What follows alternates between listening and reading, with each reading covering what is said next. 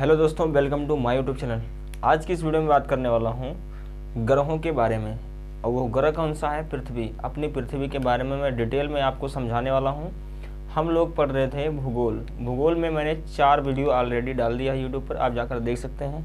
ये 5वीं वीडियो है। 4 वीडियो में मैंने सबसे पहले वीडियो में आपको तारों के बारे में पढ़ाया था, दूसरे वीडियो में आकाश गंगा क्या होती है उसके बारे में पढ़ाया था, और तीसरे वीडियो में मैंने आपको ग्रहों से संबंधित कुछ चीज़ें बताई थी। जो 4th नंबर वीडियो में मैंने ग्रहों को लेकर क्रम से आपको पढ़ाया था। इससे बुध हो गया, शुक्र, पृथ्वी, मंगल, बृहस्पति, शनि, अरुण और वरुण।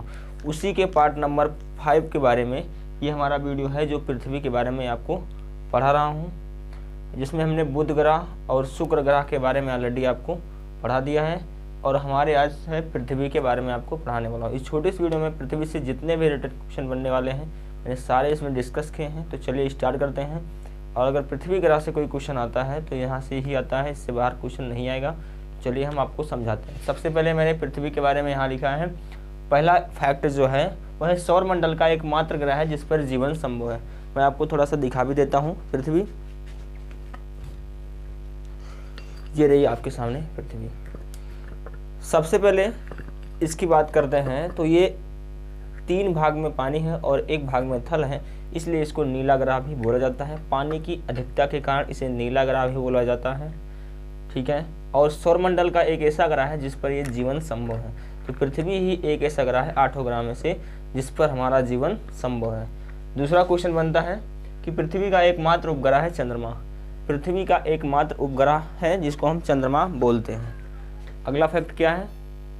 अगला फैक्ट समझिए, पृथ्वी सूर्य से दूरी के आधार पर, पृथ्वी जो है ये अपनी पृथ्वी सूर्य से दूरी के आधार पर तीसरा तथा आकार के अनुसार 5वां सबसे बड़ा ग्रह है। सूर्य से दूरी के आधार पर तीसरा है, पहला है बुध, दूसरा है शुक्र, तीसरा है पृथ्वी। तो सूर्य से जो दूरी के आधार पर तीसरा है, सबसे मतलब दूरी के आधार पर तीसरा, और आकार में 5वां सबसे बड़ा ग्रह है। अब क्वेश्चन बनता है कि सबसे बड़ा ग्रह कौन सा है 8 ग्रह में से? तो सबसे बड़ा ग्रह है बृहस्पति और सबसे छोटा ग्रह है बुध है, ठीक है, जो सूर्य के सबसे नज़दीक है। मैंने ऑलरेडी आपको बुध के और शुक्र के बारे में पढ़ा दिया है। चलिए आगे बात करते हैं। पृथ्वी को जल की उपस्थिति के कारण इसे नीला ग्रह भी कहा जाता है। मैंने पहले ही बताया आपको।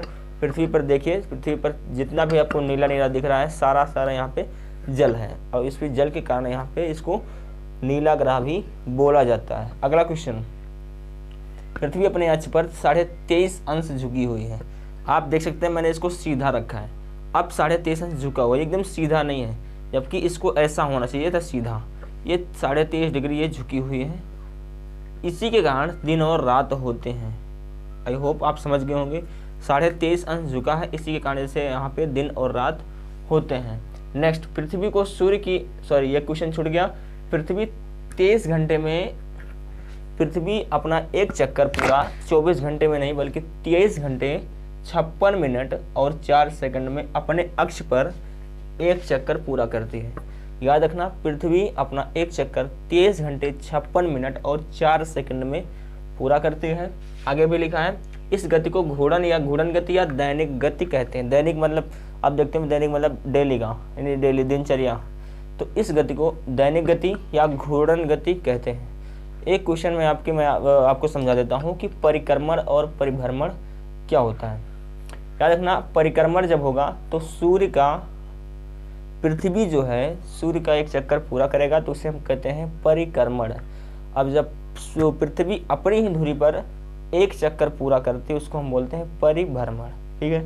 अगला क्वेश्चन, पृथ्वी को सूर्य की एक परिक्रमा, जो ये पृथ्वी है इसको सूर्य की एक परिक्रमा करने में 365 दिन 6 घंटे 9 मिनट और 9.51 सेकंड या 365.25 दिन का समय लगता है।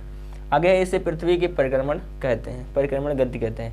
परिक्रमण कब होगा? जब पृथ्वी सूर्य का एक चक्कर पूरा लगाएगा, लेकिन एक चक्कर वह 365.25 दिन में लगाता है। एक क्वेश्चन में यहाँ से बनता है, वो क्वेश्चन क्या है देखिए,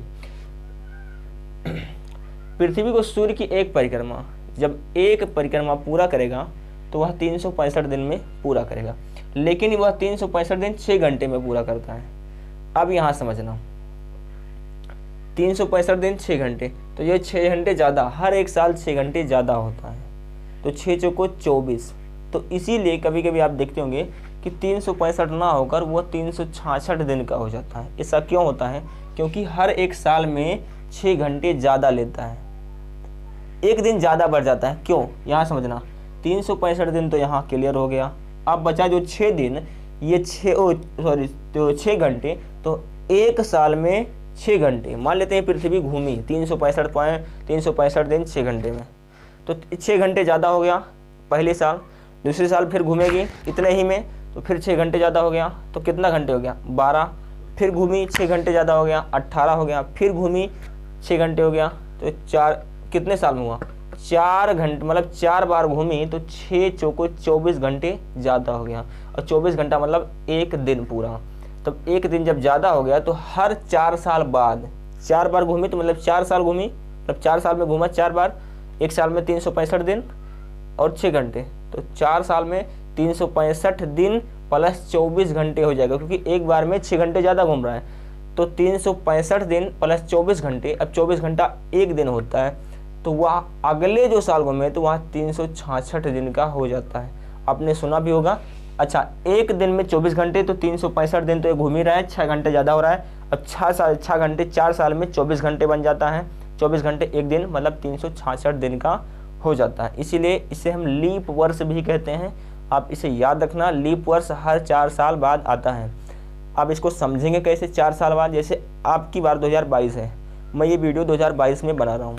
अब 2022 के बाद 4 साल बाद नहीं आएगा, ये ऐसा नहीं समझेंगे। 2020 में लीप वर्ष था। लीप वर्ष उसे कहते हैं जिसको हम 4 से डिवाइड करने पर वो भाग चला जाता है। जैसे 20 4 से भाग जाएगा, 4 5 20। अब की बार 20 में आया था लीप वर्ष, इसके बाद आएगा 24 में लीप वर्ष, इसके बाद 28 में लीप वर्ष। ठीक है, तो 4 साल बाद हर वह संख्या लास्ट की 2 संख्या जो 4 से भाग में कट जाती है, उसे हम लीप वर्ष कहते हैं। एग्जाम्पल में 2016 था, 2020 आएगा, उसके बाद 2024 आएगा, फिर 28, फिर ऐसे बढ़ता चला जाएगा। आई होप आप समझे होंगे लीप वर्ष को। आगे बात करते हैं। पृथ्वी द्वारा सूर्य की परिक्रमा करने में, ये जो पृथ्वी है इसको सूर्य की परिक्रमा करने में, सूर्य की, याद रखना, पृथ्वी सूर्य की परिक्रमा करती है। सूर्य किसकी परिक्रमा करती है कमेंट बॉक्स में बताइएगा, वरना हमारी दूसरी वीडियो आप या तीसरी वीडियो देख लीजिए, आपको पूरा समझ में आ जाएगा। तो पृथ्वी द्वारा जो सूर्य की परिक्रमा करने में लगने वाले समय को सौर वर्ष कहते हैं। पृथ्वी द्वारा सूर्य की परिक्रमा करने में जो लगता है उसे हम सौर वर्ष कहते हैं। सौर मतलब एक साल बोले, एक साल को सौर वर्ष कहते हैं। आप इसे याद रखना। नेक्स्ट पॉइंट है, पृथ्वी सूर्य के चारों ओर 29.8 किलोमीटर प्रति सेकंड से के वेग से चलती है। ये जो पृथ्वी है वो सूर्य के चारों ओर कितने स्पीड से घूमती है? तो 29.8 किलोमीटर पर सेकंड, यानी कि एक सेकंड में 29.8 किलोमीटर वो घूम जाएगी स्पीड से। तो एक सेकंड में 29.8 किलोमीटर घूम जाएगी। आप सोचिए, इतनी बड़ी पृथ्वी है और इतनी स्पीड से घूमती है, फिर कितने दिन में चक्कर लगाती है? 365 दिन में। इतना विशाल है ब्रह्मांड, इतना विशाल है। मैंने ब्रह्मांड के बारे में आपको ऑलरेडी पढ़ा दिया है। आगे बात करते हैं। पृथ्वी सूर्य से निकटतम दूरी पर, पृथ्वी जो है सूर्य से निकटतम दूरी पर 3 जनवरी को, सबसे पास पृथ्वी जो है सूर्य से सबसे पास कब होती है? 3 जनवरी को, उसे हम उपसौर कहते हैं। तथा सर्वाधिक दूरी यानी सबसे ज़्यादा दूरी 4 जुलाई को अपसौर होता है, यानी अपसौर कहते हैं। समझे नहीं होंगे? देखिए, मान लेते हैं सूर्य है। अब सूर्य से पृथ्वी से सबसे नज़दीक कब होगा? वो होगा 3 जनवरी। याद रखने का ट्रिक कैसे है? 3 जनवरी 4 जुलाई कैसे याद रखेंगे? तो सबसे पहले कि महीना क्या आता है? जनवरी। 12 महीने में सबसे पहला महीना जनवरी, और डेट याद रखेंगे 3 या 4, तो सबसे पहले 3 सबसे कम। अब यहाँ पे सबसे कम लेंगे तो यहाँ पे 3 जनवरी क्या होता है? उपसौर। 4 जुलाई, अब जुलाई लास्ट में आता है, और डेट भी याद रखना 4 ज़्यादा है, तो 4 जुलाई को क्या होता है? अपसौर, और 3 जनवरी को क्या होता है? उपसौर। सबसे निकट आएगा तो ये दोनों सबसे निकट है। सबसे निकट मतलब 3 सबसे नज़दीक है 4 से, जनवरी सबसे नज़दीक है जुलाई से। तो निकट कब होगा? 3 जनवरी, और दूर कब होगा? सर्वाधिक दूर, तो 4 जुलाई। अपसौर इसे कहते हैं। अगला क्वेश्चन, 21 मार्च और 23 सितंबर को, याद रखना 21 मार्च और 23 सितंबर को पृथ्वी के दोनों गोलार्धों में दिन तथा रात बराबर होते हैं। अब दोनों गोलार्ध मतलब उत्तरी गोलार्ध और दक्षिणी गोलार्ध, आप समझ रहे होंगे। ये बीच से आप आपस में, ऊपर जो होता है उत्तरी होता है, नीचे जो होता है दक्षिणी गोलार्ध होता है। तो उत्तरी गोलार्ध और दक्षिणी गोलार्ध मतलब 21 मार्च को और 23 सितंबर को, ऊपर मतलब 21 मार्च और 23 सितंबर, साल में 21 मार्च और 23 सितंबर को क्या होता है, पृथ्वी के दोनों गोलार्धों में दिन और रात बराबर होते हैं। आज कितनी डेट है, आज है आपकी 10 मार्च। इसके बाद 11 दिन बाद यानी 21 मार्च को क्या होगा, दिन और रात बराबर होंगे, कब, दोनों गोलार्धों में। और एक डेट और आएगी 23 सितंबर।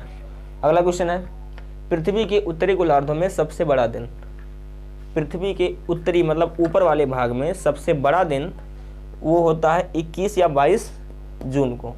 21 या 22 जून को सबसे बड़ा दिन होता है। और फिर आता है दक्षिणी गोलार्ध में, तो जबकि दक्षिणी गोलार्ध में सबसे बड़ा दिन होता है 22 दिसंबर। नीचे जो होता है दक्षिणी गोलार्ध में वो होता है 22 दिसंबर। आई होप आप समझे होंगे। अब ये रहा कुछ इंपॉर्टेंट फैक्ट जो पृथ्वी से रिलेटेड है। आई होप आप समझोगे। इस छोटे सी वीडियो में मैंने पृथ्वी के बारे में जो क्वेश्चन बनते हैं ग्रहों से वो सारे आपको समझा दिए। अब हम मिलते हैं आपको नेक्स्ट वीडियो में। अगला जो वीडियो आएगा वो है पृथ्वी से ना होकर वो मंगल ग्रह से आएगा। हमने ग्रहों की सीरीज ऐसे स्टार्ट किए हैं, 8 ग्रहों को हम बहुत डिटेल में पढ़ने वाले हैं। इसके बाद हम पृथ्वी के बारे में आपको पर्वत, पठार, ज्वालामुखी ये सब क्या होता है मैं आपको डिटेल में समझाने वाला हूँ। अब हम मिलते हैं नेक्स्ट वीडियो में। अगर वीडियो पसंद आए तो लाइक करना, चैनल पर नए हैं तो सब्सक्राइब करके बेल आइकन प्रेस कर देना ताकि मेरी आने वाली वीडियो सभी वीडियो आपको नोटिफिकेशन मिलती रहे। अब हम मिलेंगे आपको नेक्स्ट वीडियो में, तब तक के लिए जय हिंद।